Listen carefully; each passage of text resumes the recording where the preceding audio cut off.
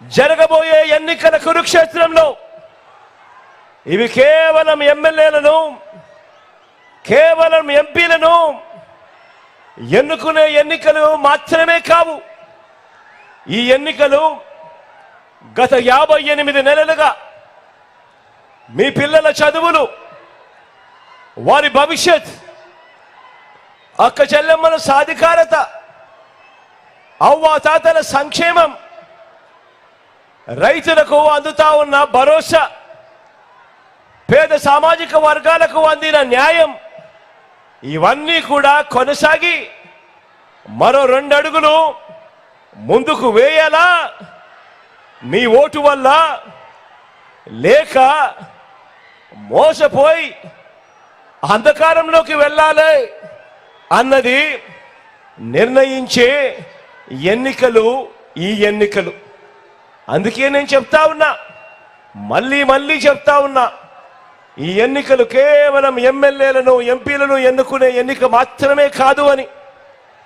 ఈ ఎన్నికలతో మనం వేసే ఓటుతో మన తలరాతలు మారుతాయి అని ప్రతి ఒక్కరూ కూడా జ్ఞాపకం ఉంచుకోమని మరొక్కసారి చెప్తా ఉన్నాను. ఈ ఎన్నికలు ఇవి జగన్కు, చంద్రబాబు నాయుడుకు మధ్య జరుగుతా ఉన్న ఎన్నికలు కావు. ఈ ఎన్నికలు ప్రజలకు, మరీ ముఖ్యంగా పేదలకు, చంద్రబాబు గారి మోసాలకు మధ్య జరుగుతా ఉన్న ఎన్నికలు ఈ ఎన్నికలు. ఈ ఎన్నికల్లో మీ బిడ్డది, జగన్ది పేదల పక్షమని చెప్పడానికి కూడా గర్వపడతా ఉన్నాను ఈ వేదికపై నుంచి.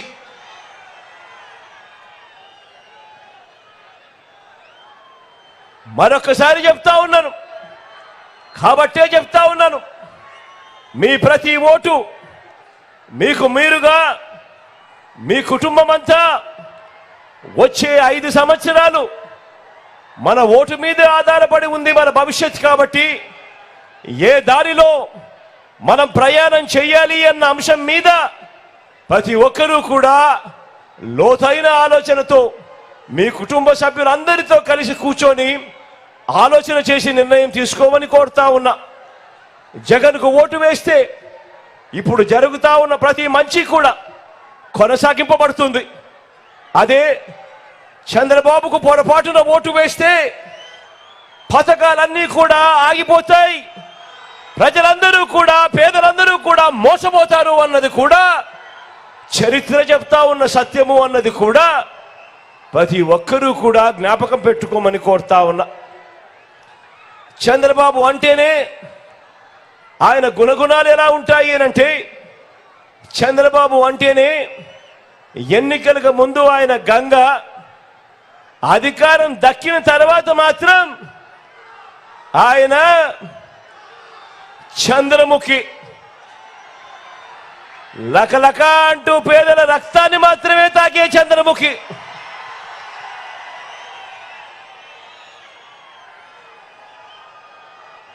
బాబు గారి గురించి, చంద్రబాబు గారి గురించి ఈరోజు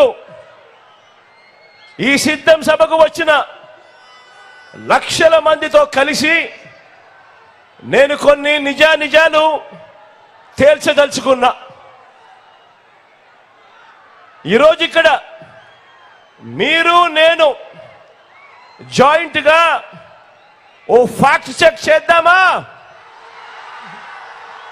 ఓ నిజ నిర్ధారణ చేద్దామా? ఈ చంద్రబాబు గురించి ఎల్లో మీడియా అంటే ఆయన పచ్చ మీడియా, అంటే ఆ ఈనాడు, ఆ ఆంధ్రజ్యోతి, ఆ TV5, ఈ చెత్త మీడియా చేస్తా ఉన్న ప్రచారం ఏమిటి అనంటే, వాటిలో ఉన్న నిజాలేమిటి అనంటే, వాటిలో ఏది నిజం ఏది అబద్ధం ఒక్క విషయాన్ని మీ ముందు పెట్టి నిజాలు నిగ్గు తేలుద్దామా? మీరంతా కూడా రెడీనా అని అడుగుతా ఉన్నాను. వారు చెప్పే అబద్ధాలు, వారు చెప్పే మోసాలన్నీ కూడా ఈరోజు మీ కళ్ళ ఎదుట పెట్టి ఇద్దరం కలిసి జాయింట్గా నిజ నిర్ధారణ చేద్దామా అని అడుగుతా ఉన్నాను. ఈ ఎల్లో మీడియా అంటే ఈనాడు అంటే ఈ ఆంధ్రజ్యోతి అంటే ఈ TV5 వీరు ఎంత ప్రమాదకారి అనంటే వీళ్ళంతా కూడా చంద్రబాబుతో కూడబలుక్కొని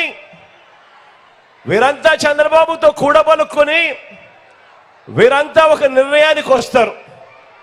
వచ్చిన తర్వాత వీరంతా కూడా ఏం చేస్తారో తెలుసా అక్క? ఏం చేస్తారో తెలుసా అన్న? వీరంతా కలిసి ఒక గాడిదను తీసుకొస్తారు. ఒక గాడిదను తీసుకొచ్చి ఆ గాడిదను గుర్రం గుర్రం అంటూ పదే వీళ్ళంతా కూడా ఊదర కొడతారు.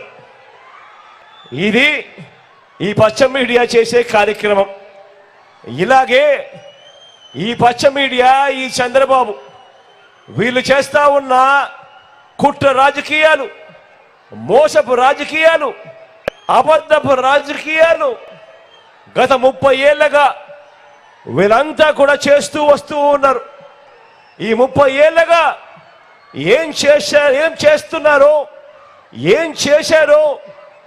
ఏం చేస్తున్నారో కూడా ఒకసారి గమనిస్తే కొన్ని విషయాలు మీ అందరితో కూడా పాలు పంచుకుంటా. ఈరోజు కొన్ని వాస్తవాలు మీ అందరి సమక్షంలో ఈ ఫ్యాక్ట్ చెక్ కార్యక్రమంలో ఈ విషయాలన్నీ కూడా తేల్చిపోవాలి. మీ అందరితో కూడా నేను ఆలోచన చేయమని కోరుతా ఉన్నా. మొదటిది, వీళ్ళంతా ఎల్లో మీడియా, చంద్రబాబు వీళ్ళంతా కూడా భ్రమ కల్పిస్తూ ఉంటారు. జాబు రావాలి అని అంటే బాబు రావాలి అని చెప్పి వీళ్ళంతా కూడా భ్రమ కల్పిస్తూ ఉంటారు. మీ అందరికీ గుర్తుందా? 2014లో కూడా ఎన్నికలకు ముందు ఇదే మాదిరిగానే చెప్పారు. టీవీలలో ఎక్కడ చూసినా కూడా అడ్వర్టైజ్మెంట్లు ఇవే. జాబు రావాలి అని అంటే బాబు రావాలి అనే అడ్వర్టైజ్మెంట్. ఇదే కదా వాళ్ళు చెప్పింది, ఇదే కదా అమ్మ వాళ్ళు చెప్పింది, ఇదే కదా తమ్ముడు వాళ్ళు చెప్పింది. మరి ఈ రోజున నేను ఇంత పెద్ద సిద్ధం సభలో అడుగుతా ఉన్నాను, మీ అందరి సమక్షంలో అడుగుతా ఉన్నాను. చంద్రబాబు అధికారంలోకి వచ్చాడు, ఎన్నిసార్లు వచ్చాడన్నా? ఎన్నిసార్లు వచ్చాడక్క? 3 సార్లు ముఖ్యమంత్రిగా అధికారంలోకి వచ్చాడు. 14 ఏళ్ళు ఆయన ముఖ్యమంత్రిగా పరిపాలన కూడా చేశాడు. మరి చంద్రబాబు అధికారంలోకి వచ్చి 3 సార్లు ముఖ్యమంత్రి అయి 14 ఏళ్ళు ఆయన ముఖ్యమంత్రిగా పరిపాలన చేసిన తర్వాత కూడా మరి మీ ఇంట్లో కానీ మీ ఇంటి చుట్టుపక్కల కానీ ఎవరికైనా చంద్రబాబు ఆయన హయాంలో గవర్నమెంట్ జాబ్ ఎవరికైనా వచ్చిందా అని అడుగుతా ఉన్నాను మీ అందరితో కూడా. వచ్చిందా అన్నా? వచ్చిందా తల్లి? 3 సార్లు ముఖ్యమంత్రి, 14 ఏళ్ళు ముఖ్యమంత్రిగా పరిపాలన చేసిన తర్వాత ఆయన హయాంలో మీకు కానీ మీ ఇంటి చుట్టుపక్కల కానీ ఎవరికైనా గవర్నమెంట్ జాబ్ వచ్చిందా అనంటే వచ్చింది అనే సమాధానం రాకుండా 2 చేతులు ఇలా పైకెత్తి రాలేదు రాలేదు రాలేదు రాలేదు రాలేదు అని చెప్పి మాటలు వినిపిస్తా ఉంటే మరి మీ జగన్ వచ్చిన తర్వాత, మరి మీ బిడ్డ వచ్చిన తర్వాత మీ జగన్ రావటంతోనే ఏకంగా మీ గ్రామాలలోనే, మీ ఇంటి పక్కనే, మీ చుట్టుపక్కనే ఏకంగా ప్రతి గ్రామంలోనూ ఒక సచివాలయం తీసుకొని వచ్చి ఏకంగా ఆ సచివాలయాల్లో ఏకంగా 1,35,000 మంది మన పిల్లలకు ఈరోజు ఉద్యోగాలు చేస్తా ఉన్నారు. మన పిల్లలు మన గ్రామాల్లోనే, మన చెల్లెమ్మలు మన తమ్ముళ్ళు ఏకంగా 1,35,000 మంది మన గ్రామాలలో మన కళ్ళ ఎదుటే గవర్నమెంట్ ఉద్యోగాలు చేస్తూ చిక్కటి చిరునవ్వులతో కనబడతా ఉన్నారు. ఇందులో కూడా 80% మంది నేను నా నా నా నా అని పిలుచుకునే నా ఎస్సీలు, నా ఎస్టీలు, నా బీసీలు, నా మైనారిటీలు ఏకంగా 80% మంది ఈరోజు మన పిల్లలే మన కళ్ళ ఎదుటే ఉద్యోగాలు చేస్తూ కనిపిస్తా ఉన్నారు. మనం రానంత వరకు, మన ప్రభుత్వం రానంత వరకు ఏ గవర్నమెంట్ హాస్పిటల్కు పోయినా కూడా అక్కడ డాక్టర్లు లేరని, నర్సులు లేరు అని, ఇతర సిబ్బంది లేరు అని, పరికరాలు లేవని, మందులు లేవు అన్న పరిస్థితి నుంచి ఈరోజు ఒక్క వైద్య ఆరోగ్య రంగంలో మాత్రమే మీ బిడ్డ వచ్చిన తర్వాత ఈ 58 నెలల కాలంలోనే అక్షరాల 54,000 పోస్టులు ఒక్క వైద్య ఆరోగ్య రంగంలోనే మీ బిడ్డ నియమించాడు. ఈరోజు ఆరోగ్య రంగాన్ని ఈరోజు మీ బిడ్డ ఒక విప్లవాత్మక మార్పులు చేస్తూ ఈరోజు అడుగులు ముందుకు వేయిస్తా ఉన్నాడు. నేను అడుగుతా ఉన్నాను, ఈరోజు మీలో ఎవరైనా కూడా గవర్నమెంట్ హాస్పిటల్కు పోతే గతంలో మాదిరిగా డాక్టర్లు లేరు, నర్సులు లేరు, పారామెడిక్స్ లేరు అన్న పరిస్థితి నుంచి పోయి ఈరోజు ప్రతి పేదవాడికి కూడా చిక్కటి చిరునవ్వులతో అదే గవర్నమెంట్ హాస్పిటల్లో కూడా వైద్య సేవలు అందుబాటులో ఉన్నాయా లేదా అని అడుగుతా ఉన్నా. నేను మీ అందరితో కూడా ఇలా ఇలా ఉన్నాయా లేదా అని అడుగుతా ఉన్నాను.